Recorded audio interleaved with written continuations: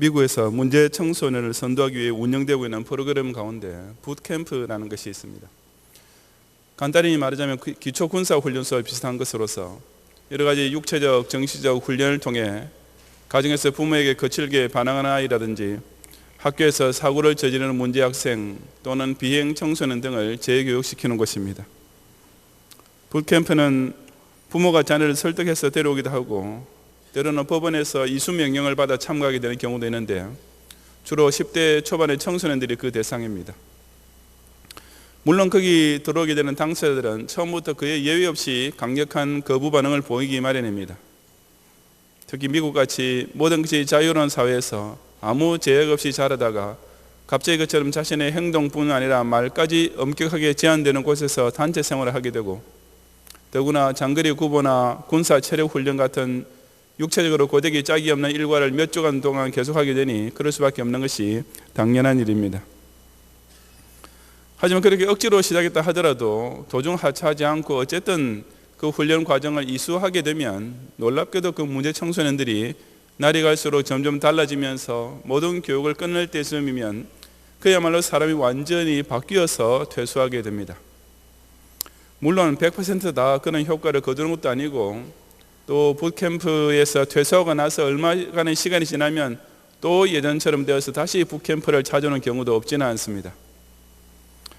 하지만 대다수의 경우에 그처럼 부모나 교사들이 아예 포기하고 손들어 버렸던 아이들이 그 붓캠프를 통해 변화되는 모습은 실로 놀라운 일이 아닐 수 없는 것입니다.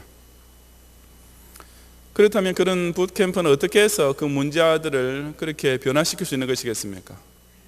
그것은 실로 간단한 원리입니다.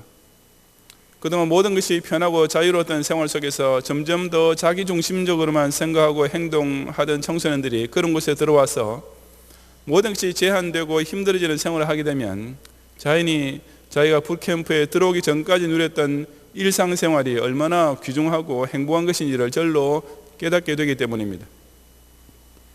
그래서 이전에는 그저 반항만 하던 부모님이 고맙게 여기지고 그리워지며 학교나 사회를 통해 대수롭지 않게 여기며 누리고 있던 모든 일상생활 하나하나가 얼마나 소중한 특권이며 복인지를 또한 알게 되기 때문인 것입니다. 하지만 그 대신 붓캠프에도 큰 위험 요소가 하나 있는데 그것은 교관이 자칫 그 청소년들을 학대한다든지 혹은 훈련 과정에서 사고가 날 위험을 철저히 예방하지 못하는 경우입니다. 우리나라에도 몇 년 전 충청남도 태안군에서 운영되고 있던 해병대 캠프에서 훈련받던 고등학생 5명 익산 사고가 발생하지 않았습니까? 물론 그 캠프는 무슨 문제 청소년 재활을 위한 것은 아니었지만 목적은 미국의 붓캠프와 비슷한 것인데 교관들의 어처구니 없는 안전 불감증과 부주의로 그런 비극을 초래하고 말았던 것입니다. 그런 종류의 캠프에서는 소기의 목적 달성을 위해 어쩔 수 없이 강도 높은 훈련을 시켜야만 합니다. 하지만 그 대신 그 훈련이 결코 생명에 위협을 주는 것이 되어서는 안 되도록 철저한 안전수칙과 대책이 있어야 마땅한데 태안에서의 사고로 인해 그런 청소년 군사훈련 캠프 자체에 대해 부정적으로 보는 사람들이 많이 생기게 된 것은 참 안타까운 일이 아닐 수 없습니다. 미국의 붓캠프에서도 그와 비슷한 일이 발생하기는 하지만 아까 말씀드린 대로 워낙 그 효과가 좋으니까 일반 학부모들의 반응은 여전히 매우 긍정적이고 호의적입니다. 비록 훈련이 심하고 힘든 것은 틀림없지만 절대로 다치거나 죽게 만들지는 않는다는 안전보장만 철저하게 지켜진다면 그 훈련을 통과한 당사자에게 너무나 놀라운 결과가 나타나게 되기 때문입니다. 오늘 본문에서 이 시편 기자는 바로 하나님께로부터 그런 특수 극기 훈련을 받게 된 체험을 간증하고 있습니다. 그는 8절에서 우리 하나님을 송축하자라고 찬송하면서 그 이유에 대해 9절에서 말하기를 그는 우리 영혼을 살려두시고 우리의 실족함을 허락지 아니하시는 주이시기 때문이라고 했습니다. 그처럼 하나님께서 성도의 생명을 지켜주시고 그 인생의 실족으로부터 건져주시는 일이 바로 10절 이하에 이어지는 아주 특별한 연단의 훈련 과정에서 나타나게 되는 것입니다. 거기 보면 하나님께서 성도로 하여금 통과하게 하시는 영적 붓캠프는 실로 고강도의 훈련 과정입니다. 10절에 보면 하나님께서 우리를 시험하시되 우리를 단련하시기를 은을 단련함 같이 하셨다고 했습니다. 은을 단련하기 위해서는 풀무불에 달구어야 하는데 하나님께서 성도에게 내리시는 시험, 즉 테스트가 그처럼 극한 상황까지 몰고 가는 연단인 것입니다. 11절에 계속 이어지기를 우리를 끌어 그물에 들게 하시며 라고 하는데, 실제로 사람이 그물 속에 잡히는 경험을 하기는 어렵겠지만 여러분 자신이 무슨 물고기나 덫에 걸린 짐승처럼 그물 속에 걸려서 들어 올려졌다고 한번 상상해 보시면 그 기분이 얼마나 비참할지 느낄 수 있을 것입니다. 11절 하반절에는 어려운 짐을 우리 허리에 두셨으며 라고 했습니다. 여기서 허리에 두셨다는 말은 그냥 등에 찌게 했다라고 번역하는 편이 나을 것 같은데, 하여튼 엄청나게 무거운 짐을 지고 그야말로 등이 휘어지도록 고통스러운 상태에도 빠지게 하신다는 의미입니다. 12절 상반절에 가면 이제는 그야말로 설상가상입니다. 그 하나님의 연단은 사람들로 우리 머리 위로 타고 가게 하시나이다 라는 단계까지 이른 것입니다. 다른 사람의 발에 밟힌다는 것만 해도 이미 인간으로서 맨날의 밑바닥에 이른 것이랑 마찬가지인데, 하물며 머리를 짓밟힌다는 것은 실로 말로 표현하기조차 어려운 수치요 고통이요 참극이 아니겠습니까?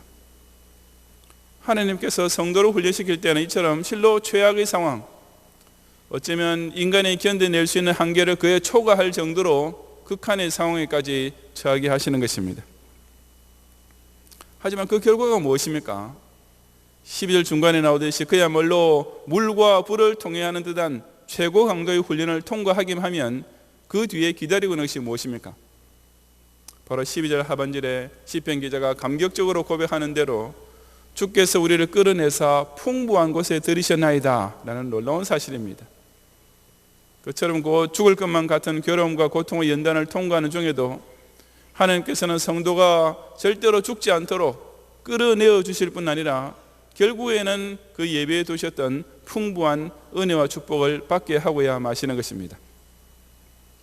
이것은 참된 성도라면 정도의 차이가 있을 뿐 누구나 다 필연적으로 처음 하게 되는 성화의 과정입니다. 만약 저와 여러분에게 이런 연단을 통한 성화 과정이 없다면 어떻게 되겠습니까? 그래서 마치 온실 속에서만 자라면서 매사에 아무것도 감사할 줄 모르고 그저 불만만 커져가는 문제아동과 마찬가지로 우리 역시 문제 목사, 비행직분자, 반항적인 교훈으로 전락하고 말 것입니다. 원래 죄악의 본성으로 가득 찬 가운데 태어났으니 그럴 수밖에 없는 것입니다. 그러니 하나님 아버지께서도 그런 저와 여러분을 새 사람으로 변화시켜 주시기 위해서, 그리고 더 큰 은혜와 축복을 받게 해주시기 위해서 때로는 물과 불을 통과하는 연단의 훈련을 받게 하시는 것이 아니겠습니까? 그래서 우리 기독 신자는 병이나 가난으로 인하여 그물에 걸린 것처럼 꼼짝 못하게 되고, 온갖 인생의 우환으로 인해 허리에 쇳덩이를 감고 있는 듯한 고통을 당하게 될 때에도 오히려 그 시험을 통해 더욱 강하게 단련되어 갑니다. 이것은 개인과 가정에서뿐 아니라 교회적으로도 마찬가지입니다. 2년 전 우리 경영교회가 당한 시험은 저를 비롯하여 모든 경영의 성도들에게 그야말로 사람들이 우리 머리 위를 밟고 지나가는 듯한 모욕과 수치와 괴로움과 고통을 가져다 주었습니다. 하지만 하나님께서는 결국 여기서도 우리를 끌어내사 더욱 풍부한 곳에 들어가게 해주고 계시지 않습니까? 그때 당장은 교단이 분리되고 교인수가 줄어드는 등 수족이 잘려가는 듯한 아픔과 어려움이 있었지만, 바로 그 다음 해 첫 달부터 하나님께서는 실로 모든 것을 오묘하게 합력하여 놀라운 선을 이루어 주셨습니다. 여부로 하여금 그 모든 환난 후의 모년에 이전보다 갑절히 복을 되으신 분이 바로 우리의 하나님이신 것을 저와 여러분이 실제로 체험하면서 오늘 이 시간까지 이루고 있는 것입니다. 이 얼마나 놀라운 감사 제목입니까? 그냥 당장 좋게 보이는 일들만 감사 제목이 되는 것이 아니라 하나님의 사랑의 섭리와 주권적 역사를 믿는 성도에게는 물과 불을 통해 하는 듯한 괴로운 시험조차 결국에 가서는 오히려 훨씬 크고 은혜로운 감사 제목이 되는 것입니다. 온갖 인생의 어려움 속에서도 오히려 우리 각자를 은을 달리남같이 더 순수하고 빛나는 신자로 연달시키시며 온갖 시험의 풍파를 통해하게 하심으로써 우리 경영 공동체를 더욱 강력하고도 영광스럽게 세우시는 이 선하고도 오묘한 섭리와 주권을 인하여 우리 하나님 아버지께 더욱 뜨겁고 힘차게 감사의 찬송을 올려드리는 성도들이 되시기를 주님 이름으로 축원합니다.